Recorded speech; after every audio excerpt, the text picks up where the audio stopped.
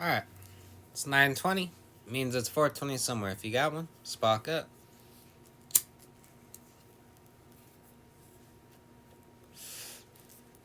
Alrighty. Time for part 3 of the George Carlin audiobook, Brain Droppings. I found another video of it. Hopefully this one doesn't have any issues.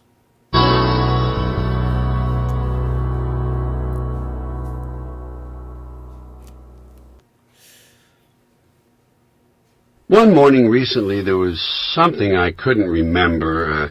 I sort of knew what it was related to, but I couldn't quite bring it to mind.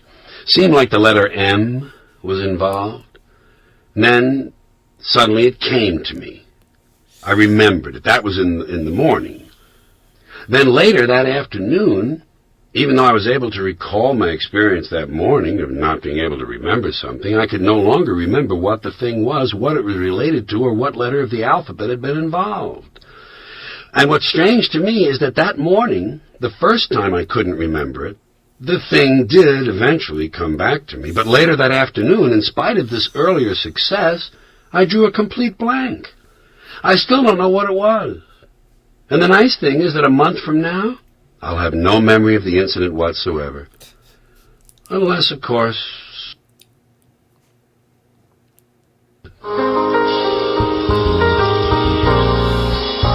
As you're listening to this, I'll bet you have your stuff with you.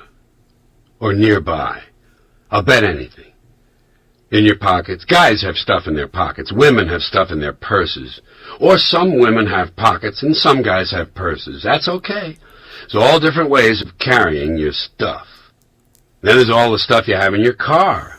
You got stuff in the trunk, a lot of different stuff. Spare tire, jack, tools, old blanket, extra pair of sneakers, just in case you wind up barefoot on the highway some night.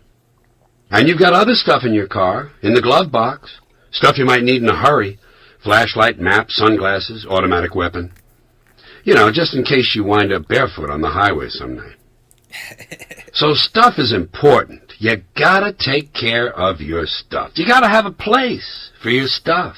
Everybody's gotta have a place for their stuff. That's what life is all about. Trying to find a place for your stuff. That's all your house is. A place to keep your stuff. If you didn't have so much stuff, you wouldn't need a house. You could just walk around all the time. A house is just a pile of stuff with a cover on it. You can see that when you're taking off in an airplane. You look down and you see all the little piles of stuff. Everybody's got his own little pile of stuff. And they lock it up. That's right. When you leave your house, you got to lock it up. Wouldn't want somebody to come by and take some of your stuff. Because they always take the good stuff. They don't bother with that crap you're saving. Ain't nobody interested in your fourth grade arithmetic papers, National Geographics, commemorative plates, your prize collection of Navajo underwear. His variations to my stuff are always hilarious. Yeah, it makes you put some things into perspective. I got some stuff I need to get rid of. Yeah. Not interested. They just want the good stuff, the shiny stuff, the electronic stuff. So when you get right down to it, your house is nothing more than a place to keep your stuff, while you go out and get more stuff. Because that's what this country's all about. Trying to get more stuff. Stuff you don't want. Stuff you don't need. Stuff that's poorly made. Stuff that's overpriced. Even stuff you can't afford. Gotta keep on getting more stuff. Otherwise, someone else might wind up with more stuff. Can't let that happen. Gotta have the most stuff. So you keep getting more and more stuff and putting it in different places. In the closets, in the attic, in the basement, in the garage. And there might even be some stuff you left at your parents' house. Baseball cards, comic books, photographs, souvenirs. Funny thing is, I got a whole bunch of baseball cards at my dad's house. Shit I haven't looked at for years. Might be worth something now, who knows? Actually, your parents threw that stuff out a long time ago. But now you got a house full of stuff. And even though you might like your house, I will say, my one regret is not holding on to all my old Nintendo stuff. Considering how much that shit's worth right now, I wish I still had it. Gotta move. Gotta get a bigger house. Why? Too much stuff. And that means you gotta move all your stuff. Or maybe put some of your stuff in storage. Storage. Imagine that. There's a whole industry based on keeping an eye on other people's stuff. Or maybe you could sell some of your stuff. Have a yard sale. Have a garage sale. Some people drive around all weekend just looking for garage sales. They don't have enough of their own stuff. They want to buy other people's stuff. Or you could take your stuff to the swap meet, the flea market, the rummage sale, or the auction. A lot of ways to get rid of your stuff. You can even give your stuff away. Salvation Army and Goodwill will actually come to your house and pick up your stuff and give it to people who don't have much stuff. It's part of what the economists call the redistribution of stuff. Okay, enough about your stuff. Let's talk about other people's stuff. Do you ever notice when you visit someone else's house, you never quite feel at home? You know why? No room for your stuff. Somebody else's stuff is all over the place. And what crummy stuff it is. God, where did they get this stuff? And you know how sometimes when you're visiting someone, you unexpectedly have to stay overnight? Gets real late, and you decide to stay over. So they put you in a bedroom they don't use too often, because Grandma died in it 11 years ago, and they haven't moved any of her stuff, not even the vaporizer. Or whatever room they put you in. There's usually a dresser or a nightstand, and there's never any room on it for your stuff. Someone else's shit is on the dresser. Have you noticed that their stuff is shit and your shit is stuff? Get this shit off of here so I can put my stuff down. Crap is also a form of stuff. Crap is the stuff that belongs to the person you just broke up with. When are you coming over here to pick up the rest of your crap? Now let's talk about traveling. Sometimes you go on vacation, and you gotta take some of your stuff. Mostly stuff to wear. But which stuff should you take? Can't take all your stuff. Just the stuff you really like. The stuff that fits you well that month. In effect, on vacation, you take a smaller, second version of your stuff. Let's say you go to Honolulu for 2 weeks. You gotta take 2 big suitcases of stuff. 2 weeks, 2 big suitcases. That's the stuff you check onto the plane. But you also got your carry-on stuff. Plus the stuff you bought in the airport. So now you're all set to go. You got stuff in the overhead rack, stuff under the seat, stuff in the seat pocket, and stuff in your lap.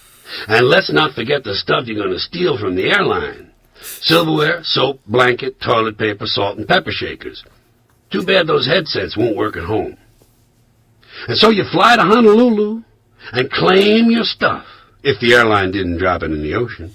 And you go to the hotel, and the first thing you do is put away your stuff. There's lots of places in a hotel to put your stuff. I'll put some stuff in here, you put some stuff in there. Hey, don't put your stuff in there, that's my stuff. Hey, here's another place, put some stuff in here, and there's another place. Hey, you know what? We got more places than we got stuff. We're going to have to go out and buy more stuff. Finally, you put away all your stuff, but you don't quite feel at ease, because you're a long way from home. Still, you sense that you must be okay, because you do have some of your stuff with you. And so, you relax in Honolulu on that basis. That's when your friend from Maui calls and says, "Hey, why don't you come over to Maui for the weekend? Spend a couple of nights over here." Oh, no. Now what do you bring? Can't bring all this stuff. You got to bring an even smaller version of your stuff. Just enough stuff for a weekend on Maui. The third version of your stuff. And as you're flying over to Maui, you realize that you're really spread out now. You got stuff all over the world. Stuff at home, stuff in the garage, stuff at your parents' house, maybe. Stuff in storage, stuff in Honolulu, and stuff on the plane. Supply lines are getting longer and harder to maintain. Finally, you get to your friend's place on Maui, and they give you a little room to sleep in. And there's a nightstand. Not much room on it for your stuff. But it's okay, because you don't have much stuff now. You got your 8x10 autograph picture of Drew Carey, large can of Gorgonzola-flavored cheese whiz, a small unopened packet of brown confetti, a relief map of Corsica, and a family-sized jar of peppermint-flavored petrified egg whites. And you know that even though you're a long way from home, you must be okay, because you do have a good supply of peppermint-flavored petrified egg whites. And so you begin to relax in Maui on that basis. That's when your friend says, "Hey, I think tonight we'll go over the other side of the island to visit my sister. Maybe spend the night over there." Oh, no. Now what do you bring? Right. You gotta bring an even smaller version, the 4th version of your stuff. Just the stuff you know you're gonna need. Money, keys, comb, wallet, lighter, hanky, pen, cigarettes, contraceptives, Vaseline, whips, chains, whistles, dildos, and a book. Just the stuff you hope you're gonna need. Actually, your friend's sister probably has her own dildos. And by the way, if you go to the beach while you're visiting the sister, you're gonna have to bring, that's right, an even smaller version of your stuff. The 5th version. Cigarettes and wallet. That's it. You can always borrow someone's suntan lotion. And then suppose while you're there on the beach you decide to walk over to the refreshment stand to get a hot dog. That's right, my friend. Number 6. The most important version of your stuff. Your wallet. Your wallet contains the only stuff you really can't do without. Well, by the time you get home from Hawaii, you're probably fed up with all your stuff and all the problems it creates. And so about a week later, you clean out the closet, the attic, the basement, the garage, the storage locker, and all the other places you keep your stuff. And you get things down to manageable proportions. Just the right amount of stuff to lead a simple and uncomplicated life. And that's when the phone rings. It's a lawyer.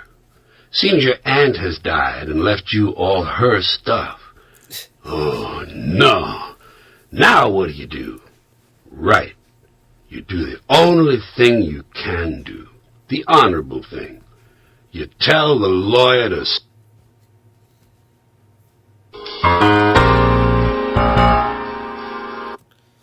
So is this one fucking up too, or does he actually go silent right there?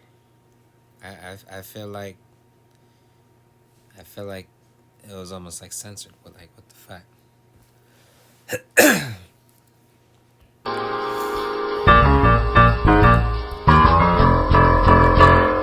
These are some of the things I think about when I'm sitting home alone and the power goes out. If something in the future is canceled, what is canceled? What has really happened? Something that didn't occur yet is now never going to occur at all. Does that qualify as an event? Here's something. Think about a place you've never seen, but for many years you've pictured it in your mind. And then you finally see it. After you leave, do you continue to picture it the old way? Imagine a place called Moravia, a non-existent country.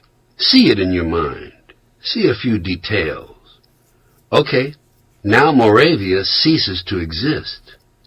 Is your picture of the original non-existent country different from what it looks like now that it ceases to exist? They're both non-existent. Okay, picture Moravia again, the original way. Now Moravia is invaded by a neighboring country, Boronia. Picture Boronia. It's completely different from Moravia. Different geography, different ethnic stock, beliefs, way of life, government, everything. See it? Okay, Boronia invades Moravia and occupies it and begins to make some changes. Now picture Moravia again. Does it look different? Isn't that weird? Looks a little like Boronia, doesn't it? Here's another one. Maybe you've done this. You've never been to your friend's place of work, but you've pictured it because he's talked about it. Then he changes jobs, but it's a similar job. Do you bother to change your mental picture of where he works? and how much do you change it? Or you have a friend who works at one Wendy's and gets transferred to a different Wendy's. Do you picture a whole new Wendy's? Or do you get lazy and say, well, they're all pretty much the same, so I'll just go with the old Wendy's? Here's something I think about. If a radio station changes its call letters, moves its studio across town, hires all new disc jockeys, and changes the style of music it plays, but keeps the same frequency on the dial, is it still the same radio station? Suppose they only change the music. Here's something I like to think about. On a given day, Flight 23 goes from New York to Los Angeles. The following month, Flight 23 goes from New York to Los Angeles again. But the crew is different, the passengers are different, and it's a completely different airplane. How can both flights be Flight 23? They can't. A week is not based on anything in nature, as are days, or months, or years. So birds, they don't understand weeks or weekdays. They do know enough to come back to the sidewalk cafe every day for crumbs. But suppose the cafe is in the business district and it's closed on the weekends. What do the birds think of that? I'll bet they're really glad when Monday rolls around, unlike the rest of us. I ain't gonna lie. Having a husky has made me think about the way animals perceive days. Because,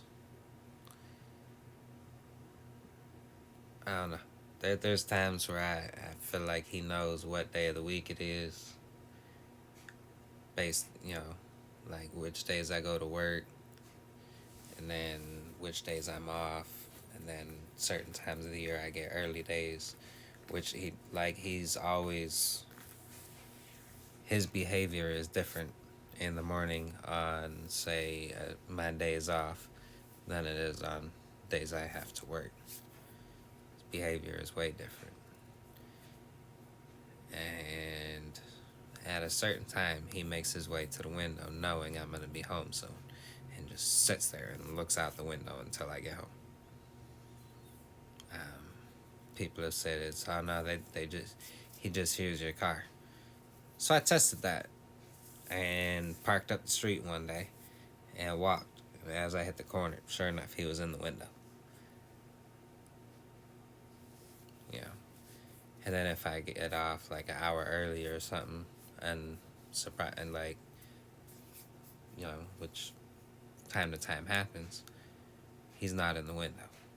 Like, he knows at around a certain time in the day, he makes his way to the window knowing I'm going to be home soon. So, I don't know. Probably depends on the animal, too. These are some of the thoughts that kept me out of the really...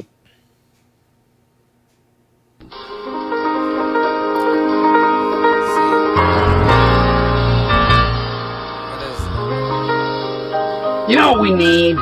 New zodiac signs. The old ones, I don't know, they depict an obsolete world. The archer, the water bearer, and talk about obsolete, the virgin. What we need are modern zodiac signs that represent today's reality.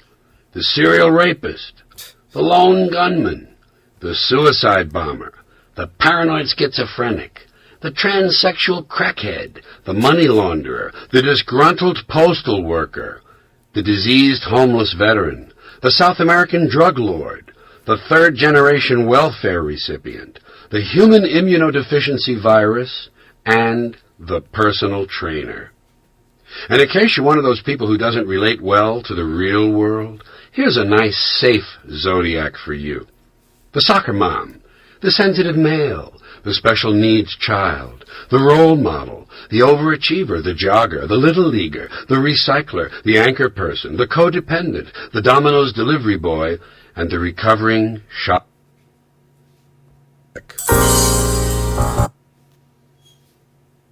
I'm gonna stop it there.